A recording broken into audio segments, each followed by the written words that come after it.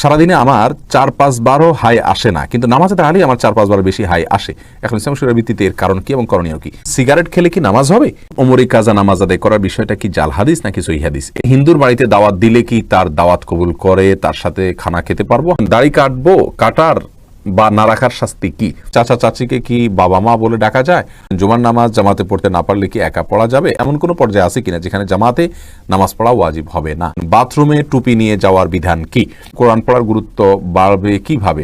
জায়নামাজে দাঁড়িয়ে ইন্নী ওয়াজ্জাহাতু পড়তে হয়? প্যান্ট নিচে ভাঁজ করে সালাত আদায় করলে সালাত হবে কি না? বনি আমিন সবুজ আপনি প্রশ্ন করেছেন, প্যান্ট নিচে ভাঁজ করে সালাত আদায় করলে সালাত হবে কি না? প্যান্ট নিচে ভাঁজ করে সালাত আদায় করলে সালাত হয়ে যাবে, কারণ নিচে প্যান্ট যে ভাঁজ করা হয় সাধারণত এটা সচরাচর মানুষ এই জন্য করে যে তখন নিচে প্যান্ট পরা হারাম, এই হারাম থেকে বাঁচার জন্য করে। আপনি ভালো উদ্দেশ্যে যদি নিচের থেকে প্যান্ট ভাঁজ করে নেন তাহলে এটা ইসলামী শরীয়তের দৃষ্টিকোণ থেকে তো নিষিদ্ধ হওয়ার প্রশ্নই ওঠে না, বরং এটি প্রশংসিত। এ বিষয়ে সৌদি আরবের সর্বোচ্চ উলামা পরিষদের একটা ফতোয়াও রয়েছে, তারাও বলেছেন যে এটি প্রশংসার দাবি রাখে, অতএব আপনি ইনশাআল্লাহ বিইذনিল্লাহ এটা করতে পারেন, কোনো অসুবিধা নেই। অনেকে যদি এটা বিরোধিতা করে থাকেন না বুঝে, কিন্তু এমনি সাধারণত পোশাক ভাঁজ করা নিষেধ। আপনি কথার কথা এভাবে জামার হাতা ভাঁজ করে সালাত আদায় করলেন অথবা অন্য কিছু ভাঁজ করে সালাত আদায় করলেন, তাহলে সেক্ষেত্রে সেটা সমস্যা। জি, এর বাইরে অন্য কোনো সমস্যা নেই। এরপরে লিখন ব্যাপারে আপনি জানতে চাচ্ছেন, হিন্দুর বাড়িতে দাওয়াত দিলে কি তার দাওয়াত কবুল করে তার সাথে খানা খেতে পারবো? হ্যাঁ ভাই, খেতে পারেন, যদি কোনো হারামের মিশ্রণ না থাকে এবং তার সাথে অন্তরঙ্গতার বিষয় এখানে না থাকে, বরং তাকে কিছুটা ইসলামের দিকে আকৃষ্ট করতে পারেন এরকম কোনো চিন্তা আপনার থাকে, অথবা সাধারণ সৌজন্যতার খাতিরে আপনি তার যদি বাসায় যান দাওয়াত গ্রহণ করেন, ইসলামী শরীয়তের দৃষ্টিকোণ থেকে কোনো প্রকার অসুবিধা হবে না। কারণ আমাদের নবী সাল্লাল্লাহু আলাইহি ওয়াসাল্লাম অনেক অমুসলিমদের বাড়িতে দাওয়াত খেয়েছেন, তাদেরকে খাইয়েছেন। তাছাড়া আল্লাহ সুবহানাহু ওয়া তাআলা বলেছেন, লা ইয়ানহাকুম আনিল লাযিনা লাম ইউকাতিলুকুম ওয়া লাম ইখরিজুকুম মিন দিয়ারিকুম আন তাবাররুহুম ওয়া তুকসিতু ইলাইহিম। যে সমস্ত অমুসলিমরা তোমাদেরকে ঘরবাড়ি থেকে বের করে দেয়নি, তোমাদেরকে হত্যা করেনি, যুদ্ধে লিপ্ত হয়নি তোমাদের সাথে, তাদের সাথে সদাচরণ করতে আল্লাহ তাআলা নিষেধ করে না। এটা সদাচরণের অন্তর্ভুক্ত, তাদের সৌজন্যতার অন্তর্ভুক্ত, তাদের সাথে তাদের দাওয়াত গ্রহণ করা। তবে হ্যাঁ, ওই যে হারাম কোনো কিছু দিচ্ছে কিনা, বিশেষ করে হিন্দুরা নিজেরা জবাই করে কোনো পশু খাওয়াচ্ছে কিনা, সেগুলো আপনাকে খেয়াল করতে হবে, সেটা জায়েজ হবে না। এরপরে প্রশ্ন ইসরাত জাহান করেছেন, ওমরি কাজা নামাজ আদায় করার বিষয়টা কি জাল হাদিস নাকি সহিহ হাদিস? এটা আসলে কোনো জাল সহির বিষয় না বোন ইসরাত। ওমরি কাজা এই নামটা হাদিসে নাই, তবে সালাত যদি কারোর ছুটে যায় সেই সালাত পড়ার জন্য নবী সাল্লাল্লাহু আলাইহি ওয়াসাল্লাম নির্দেশ করেছেন। তিনি বলেছেন, মান নামা আন সালাতিনা ওয়া নাসিহা ফালিউসাল্লিহা ইযা যাকারাহা। যে ব্যক্তি ঘুমিয়ে গেছে অথবা ভুলে গেছে সেই যেন স্মরণ হওয়ার পরে সালাত আদায় করে। এটা হলো ঘুমিয়ে গেলে বা ভুলে গেলে। আর এমনি কারোর যদি সালাত ছুটে যায়, সালাত না পড়া হয়, বিভিন্ন হাদিস থেকে স্পষ্টভাবে বোঝা যায়, তাদেরকেও সালাত পরবর্তীতে পড়ার জন্য নবী সাল্লাল্লাহু আলাইহি ওয়াসাল্লাম তাগিদ দিয়েছেন।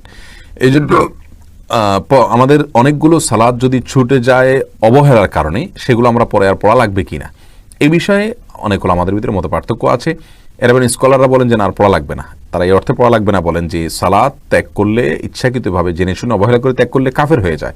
আর কাফের হয়ে গেলে, কাফের লোক নতুন করে সালাত শুরু করা মানে নতুন করে মুসলমান হওয়া, নতুন করে মুসলমান হয়ে গেলে আর পূর্বের কাফের থাকা অবস্থার নামাজ কাজা করতে হয় না। সেই হিসাবে তারা বলেন যে সালাত কাজা করতে হবে না।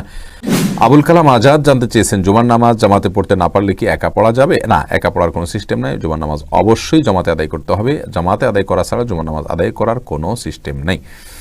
যদি কোনো কারণে জুমার নামাজ জামাত আদায় করা না যায়, বিশেষ করে করোনা ভাইরাসের কারণে এখন অনেক দেশে নিষেধাজ্ঞা আছে এবং ভয়াবহতা থেকে বাঁচার জন্য যৌক্তিক কারণে নিষেধাজ্ঞা আছে, তাহলে সেক্ষেত্রে আপনি একাকী বাসায় জোহরের সালাত আদায় করে নেবেন। মোহাম্মদ মহসিন উদ্দিন আপনি জানতেছেন, কোরআন পড়ার গুরুত্ব বাড়বে কিভাবে? কোরআন পড়ার গুরুত্ব বাড়ার জন্য আপনি কোরআনের যে ফজিলত, কোরআনের যে মাহাত্ম্য, সে সম্পর্কে আপনাকে জানতে হবে। ইসলামী শরীয়তে কোরআন পাঠের যে গুরুত্ব রয়েছে এবং আল্লাহ সুবহানাহু ওয়া তাআলার পক্ষ থেকে কোরআন যে বড় নেয়ামত মুসলিম মিল্লাতের উপরে, এই বিষয়গুলো স্টাডি করতে হবে। এবং রাসূল করিম সাল্লাল্লাহু আলাইহি ওয়াসাল্লামের হাদিস রয়েছে এক্ষেত্রে, ইন্নাল্লাহা ইয়ারফা'ু বিহাদাল কিতাবি আকওয়ামান ওয়া ইয়াদা'উ বিহি আখারিন। এই কিতাবের মাধ্যমে আল্লাহ তাআলা অনেক জাতিকে উপরে ওঠান, উন্নত করেন, আবার অনেককে অবনমিত করেন। তো এই সমস্ত হাদিস এবং আয়াতগুলো আপনি পড়বেন, ইনশাআল্লাহ বিইذনিল্লাহ কোরআন পাঠের গুরুত্ব আপনি বুঝতে পারবেন। আর তাছাড়া অহংকারীদেরকে আল্লাহ তাআলা কোরআন থেকে দূরে সরে রাখেন, এজন্য বিনয় অবলম্বন করবেন। আল্লাহ সুবহানাহু ওয়া তাআলা কোরআনের প্রতি আপনার ভালোবাসা পয়দা করবেন। আমাকেও আল্লাহ তাআলা পয়দা করুক, আমাদের সবাইকে করুক। ইসমাইল হোসেন রাকিব প্রশ্ন করেছেন, দাড়ি কাটবো, কাটার বা না রাখার শাস্তি কি? নবী সাল্লাল্লাহু আলাইহি সাল্লামের নির্দেশ লঙ্ঘন করার শাস্তি হলো জাহান্নাম। তিনি বলেছেন, যে ব্যক্তি আমাকে অস্বীকার করবে, অর্থাৎ আমাকে আমার নির্দেশকে লঙ্ঘন করবে, সে ব্যক্তি জাহান্নামে যাবে। আর যারা নির্দেশকে মেনে চলবে, কুল্লু উম্মতি ইয়াদখুলুনাল জান্নাতা ইল্লা মান আবা, তারা জান্নাতে যাবে। আর যারা অস্বীকার করবে বা আমাকে অমান্য করবে, তারা জাহান্নামে যাবে। দাড়ি কাটা এটা নবী সাল্লাল্লাহু আলাইহি সাল্লামের অবাধ্যতা, তার অমান্যতা, বিধায় এটার পরিণাম অবশ্যই জাহান্নাম। আল্লাহ তাআলা রহম করুন, হেফাজত করুন। তিনি জানতে চেয়েছেন এমন কোনো পর্যায়ে আছে কিনা যেখানে জামাতে নামাজ পড়া ওয়াজিব হবে না। জি হ্যাঁ, যদি জামাতে নামাজ পড়তে গেলে বড় কোনো বিপদের আশঙ্কা থাকে, সাপের আশঙ্কা, দংশনের আশঙ্কা থাকে, ক্ষতিকর কোনো কিছু আপনাকে আক্রমণ করতে পারে আশঙ্কা থাকে, যেমন এখন করোনা ভাইরাসের আশঙ্কা আছে, এরকম কোনো ক্ষতির আশঙ্কা থেকে আপনি যদি বাসায় বা নিজ স্থানে থেকে আপনি সালাত আদায় করেন, আদায় হবে, কোনো অসুবিধা নেই ইনশাআল্লাহ বিদিনিল্লাহ। এ ওজোর ইসলামী শরিয়াত দৃষ্টিকোণ থেকে সমস্ত আলেমদের মতে, সমস্ত ফিকহাবিদদের মতেই এ ওজোর গ্রহণযোগ্য ওজোর।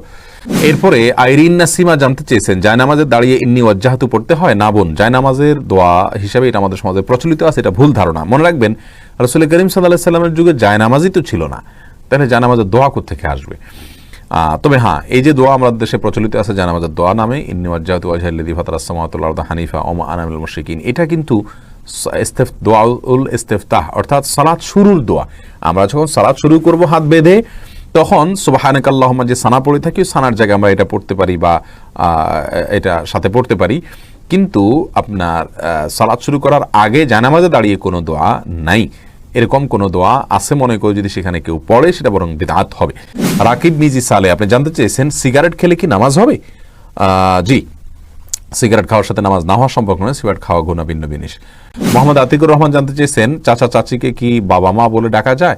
আম্মু রাজুল ইসলাম আবিহি, যে কোনো মানুষের চাচা তার বাবার মতোই, সেই হিসাবে তাদেরকে রূপক অর্থে বাবা বলতে পারেন, তবে কাগজে কলমে এবং সামাজিকভাবে তাদেরকে বাবা মা হিসাবে পরিচয় দেওয়া জায়েজ হবে না। আল্লাহ সুবহানাহু ওয়া তাআলা বলেছেন, দুউহুম লিআবাইহিম ওয়া আকসাতু ইনদাল্লাহ, অর্থাৎ মানুষকে তার বাবা মার দিকে সম্বন্ধ করে ডাকাই হবে উচিত, এটাই আল্লাহর কাছে অধিক আপনার ইনসাফপূর্ণ ডাক।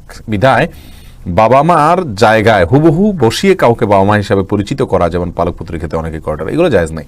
এমনিতে আদর করে ভালোবেসে আপনি রাখতে পারেন, অসুবিধা নেই, কারণ আপনি প্রকৃত অর্থে বাবা বলা হচ্ছে না বা বাবা বলে পরিচয় দেওয়া হচ্ছে না। ইমরান হোসেন জানতে চেয়েছেন, সারাদিনে আমার 4-5 বারও হাই আসে না, কিন্তু নামাজে দাঁড়ালেই আমার 4-5 বারের বেশি হাই আসে। এখন ইসলাম শরীয়তের ভিত্তিতে এর কারণ কি এবং করণীয় কি? হাই শয়তানের তরফ থেকে আসে, সেজন্য এটাকে বন্ধ করার চেষ্টা করতে হয়। আপনি সালাতের মধ্যে যথাসম্ভব হাত দিয়ে এটাকে ঠেকানোর চেষ্টা করুন, বাস এটুকুই আপনার, এর বাইরে আর কোনো পেরেশান হওয়ার দরকার নেই। আর সালাতে আপনি কি পড়ছেন মনোযোগ সহকারে আপনি সালাত আদায় করার চেষ্টা করবেন, অর্থ বুঝে সালাত আদায় করার চেষ্টা করবেন। আমাদের হাই আসে অনেক সময় অবহেলার কারণে, অলসতার কারণে, বা আমরা সালাতের প্রতি যখন অমনোযোগী হয়ে যাই, বা যে কোনো সময় অমনোযোগী হলে তখন অনেক সময় হাই আসে। বিধায় অমনোযোগিতা থেকে আপনি বাঁচার চেষ্টা করবেন। আল্লাহ তাআলা রহম করুক আপনাকে। ফয়সাল মাহমুদ আব্বাসী আপনি জানতে চেয়েছেন, বাথরুমে টুপি নিয়ে যাওয়ার বিধান কি? কোন আসার থেকে অনেক ওলামা ইকরাম বাথরুমে খালি মাথা যাওয়াকে মাকরুহ বলেছেন, কিন্তু সরাসরি কোনো হাদিসে এটাকে হারাম বা সেভাবে কঠোরভাবে নিষিদ্ধ এরকম কোনো বলা হয়নি, যার কারণে খালি মাথায় যাওয়া যাবে। তবে মাথায় কিছু রাখাকে অনেক ওলামা ইকরাম মুস্তাহাব বলেছেন, উত্তম বলেছেন। টুপি না, সেটা যে কোনো কিছু থাকতে পারে, টুপি থাকতে পারে এমন কোনো কথা নেই।